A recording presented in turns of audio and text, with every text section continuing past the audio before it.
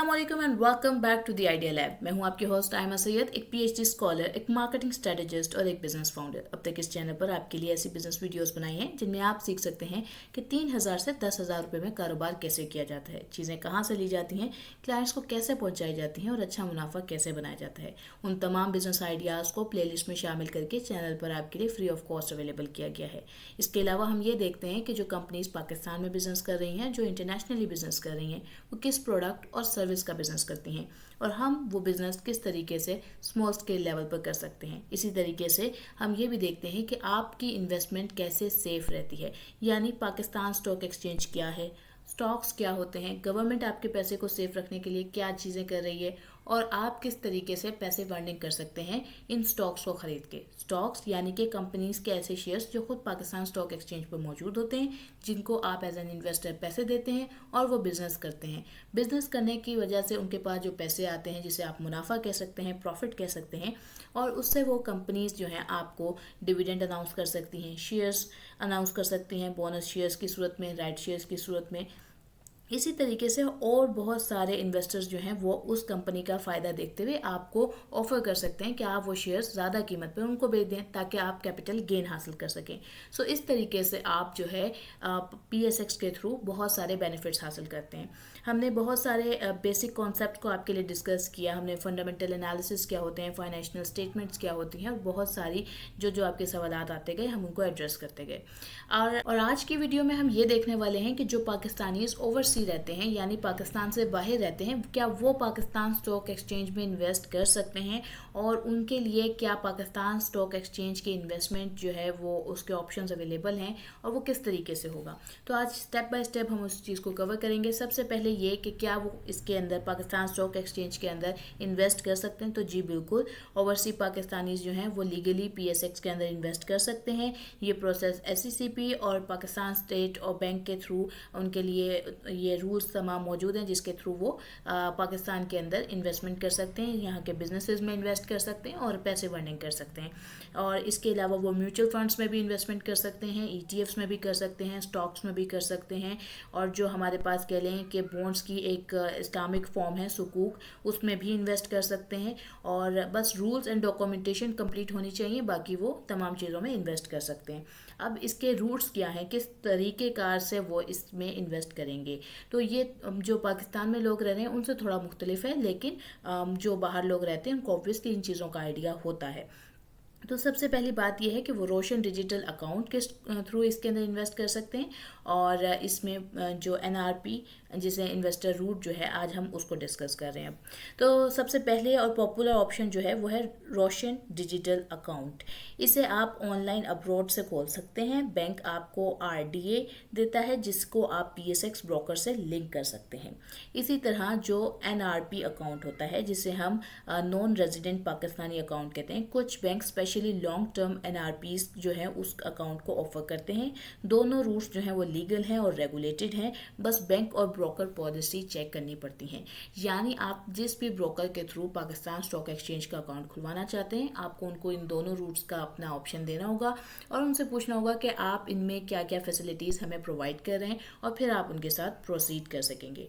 अब ये जब आप अकाउंट बनवा रहे होंगे तो उसमें आपको क्या क्या ऑप्शंस मिल सकते हैं, तो हम उसको देख लेते हैं।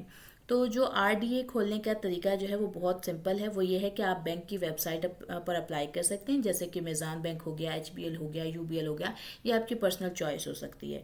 और फिर आप वहाँ पर अपने जो स्कैन डॉक्यूमेंट्स होते हैं वो अपलोड करते हैं, जिनमें आपका CNIC आ गया, आपका पासपोर्ट हो सकता है, आपकी प्रूफ ऑफ फॉरेन रेजिडेंसी हो सकती है, बैंक स्टेटमेंट हो सकती है, यूटिलिटी बिल हो सकते हैं, रिसेंट फोटोग्राफ एंड पिक्चर। और ये बैंक टू बैंक वेरी भी कर सकती हैं डॉक्यूमेंटेशन। इसमें टाइम लिमिट वेरी कर सकती है, कुछ बैंक आपसे 6 मंथ की डॉक्यूमेंटेशन मांग सकते हैं, कुछ आपसे 1 ईयर की मांग सकते हैं। सो बैंक वेरिफिकेशन आपको करने के बाद जो आपका RDA अकाउंट होता है वो एक्टिवेट हो जाता है। पूरा प्रोसेस ऑनलाइन होता है, एम्बेसी या पाकिस्तान नहीं आना पड़ता आपको, तो यानी कि आप सब कुछ डिजिटली इसको कर पाएंगे। अब आपने अपना ब्रोकर कैसे कैसे लिंक करना है, यानी कि लिंक कैसे करना है अपने अकाउंट को अपने ब्रोकर के साथ। सो आरडीए ओपन होने के बाद ब्रोकर चूज करेंगे, वो पीएसएक्स लाइसेंस टीआरईसी होल्डर ब्रोकर होना चाहिए। और इसके बाद आप बैंक और ब्रोकर इंटीग्रेशन करवाते हैं, आपको सीडीसी सब अकाउंट मिलेगा जहां आपके जो शेयर्स हैं वो सेफ रहते हैं। ब्रोकर आपको ट्रेडिंग क्रेडेंशियल्स और ऑनलाइन पोर्टल ऐप देता है। ब्रोकर चूज करने से पहले उनकी फी, प्लेटफॉर्म क्वालिटी और कस्टमर सपोर्ट चेक कर लेना लाजिम होता है। अब अगर हम बात करते हैं स्टेप नंबर 3 की।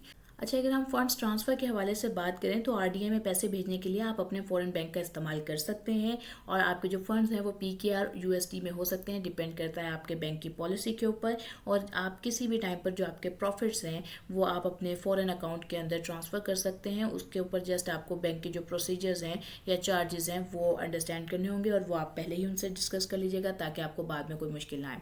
अब हम अगर बात करें कि एक बार ट्रेडिंग स्टार्ट आपने कैसे करनी है, तो जब आपके फंड्स जो है वो ब्रोकर अकाउंट में रिफ्लेक्ट हो जाएंगे तो आप ट्रेडिंग प्लेटफॉर्म से buy and sell orders place कर सकते हैं, और आप इसमें हर किस्म का स्टॉक खरीद सकते हैं जो पाकिस्तान में रहने वाले लोग खरीद सकते हैं, जैसे कि शेयर्स, ईटीएफ, म्यूचुअल फंड, सुकूक, हर चीज़ आपके लिए अवेलेबल होगी और आप उसको बाय एंड सेल कर सकते हैं। अब अगर हम बात करें कि टैक्सेशन एंड चार्जेस क्या क्या इन्वॉल्व होते हैं, तो जैसे हमने पहले भी, ये वही चार्जेस हैं जो यहाँ पर इन्वॉल्व हो रहे होते हैं। इसमें आपके पास कैपिटल गेन टैक्स हो गया, डिविडेंड टैक्स हो गया। जो डिविडेंड टैक्स है वो यहाँ पाकिस्तान में 15% फाइलर के लिए है और नॉन फाइलर के लिए 30% है। इसी तरह जो आप कह लें कि ब्रोकरेज फ़ी है वो different brokers to broker vary करती है, तो आप उसके हवाले से भी बाहर रहने वाले लोग जो हैं वो पता कर सकते हैं कि आपको कौन सा ब्रोकरेज फर्म जो है वो लेस ब्रोकरेज फ़ी के साथ अपना अकाउंट ओपन करने का ऑप्शन दे रहा है, और क्या फीचर्स क्या वो आपको प्रोवाइड कर रहे हैं। तो ये चीज़ें वो हैं जो आपने जब भी अपना ब्रोकरेज अकाउंट ओपन करवाना है तब उनसे पूछनी है। अगर हम बात करें कि ओवरसीज़ के लिए बेनिफिट्स क्या हैं ये पीएसएक्स में इन्वेस्टमेंट करने के, तो सबसे पहले तो यही कि ऑब्वियसली ये एक ऑनलाइन प्रोसेस है और आपका पाकिस्तानी जो है वो फिज़िकली विजिट नहीं करना पड़ता या एम्बेसी नहीं जाना पड़ता इसके लिए, और आपके पास जो है शरिया ऑप्शंस अवेलेबल हो जाते हैं। आप इस्लामिक इन्वेस्टिंग कर सकते हैं, शरिया कॉम्प्लाइंट इन्वेस्टमेंट कर सकते हैं, ईटीएफ बेस्ड इन्वेस्टमेंट कर सकते हैं, पोटेंशियल रिटर्न्स आ जाते हैं, डिविडेंड्स का जो ऑप्शन है वो आपके लिए ओपन हो जाता है, कैपिटल गेन, डिविडेंड दोनों मिलकर आपके लिए एक इनकम सोर्स बन जाता है, पैसिव इनकम। और इसके अलावा जो सबसे अहम बेनिफिट होता है वो यही है कि आप अपने पोर्टफोलियो से पाकिस्तान की इकोनॉमी की ग्रोथ में अपना जो रोल है वो प्ले कर रहे होते हैं।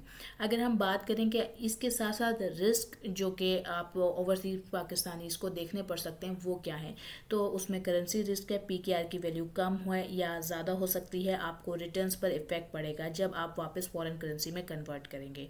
इसी तरह अगर हम पॉलिटिकल और इकोनॉमिकल रिस्क की बात करें तो पाकिस्तान में पॉलिसी चेंजेस, इन्फ्लेशन या मैक्रो या मार्केट का जो चेंज आता है एकदम से, जो वो चेंजेस आ रहे होते हैं वो अनसर्टेनिटीज़, वो इंस्टेबिलिटीज़ जो है वो इम्पैक्ट कर सकती हैं। इसी तरह जो मार्केट की वॉलेटिलिटीज़ हैं, स्टॉक्स ऊपर नीचे हो सकते हैं, शॉर्ट टर्म में लॉस पॉसिबल है। तो ऑब्वियसली मेरी एडवाइस हमेशा से शॉर्ट टर्म में पाकिस्तानियों को भी यही रहती है, तो ओवरसीज़ पाकिस्तानी को भी यही रहेगी कि आपको लॉन्ग टर्म इन्वेस्टमेंट करनी चाहिए जो अल्टीमेटली आपको बेटर प्रॉफिट दे, यानी कि आपको ब्लू चिप स्टॉक्स के अंदर इन्वेस्ट करना चाहिए या आपको ऐसे स्टॉक्स में इन्वेस्ट करना चाहिए जो शरिया कॉम्प्लाइंट हैं, जिनके अंदर आपके जो फंड, और ऐसी कंपनी जो कि फंडामेंटली स्ट्रॉन्ग हो। अगर हम बात कर लें कुछ छोटी छोटी टिप्स की, तो वो ये हैं कि आपको रेगुलेटेड बैंक्स या ब्रोकर्स का इस्तेमाल करना चाहिए जो कि अच्छी एक कह लें कि अपना मेयार रखते हैं।